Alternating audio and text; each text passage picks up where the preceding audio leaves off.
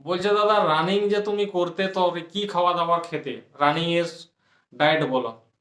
দেখো, রানিং করার জন্য কিন্তু অনেকে অনেক রকম ভিটামিন জাতীয় খাবার খাওয়ার চেষ্টা করে বা খায়, কেন? এনার্জিটা ঠিক রাখার জন্য। কিন্তু সব থেকে ভালো কাজ কি দেয় জানো?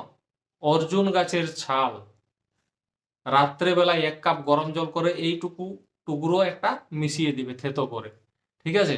সকালে সেইটা খালি পেটে খেয়ে নিবি, একদম রক্তের মতো মানে লাল হয়েছে, যেটা আমরা র চা বলি সেই ধরনের হয়।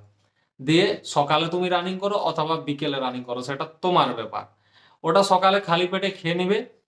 তার আধা ঘন্টা পরে ভেন্ডি সেদ্ধ করে তার জলটা খাবে 1 কাপ মতো। তারপরে তুমি দুধ, ডিম, কলা, ফল ফ্রুট জাতীয় খাবার খাবে, হরলিক্স মিক্স করে খাবে, তারপর রুটি বা সবজি যাই খাও না কেন সেটা আলাদা ব্যাপার। তো এইটা হচ্ছে একটা নর্মাল, এই জিনিসটা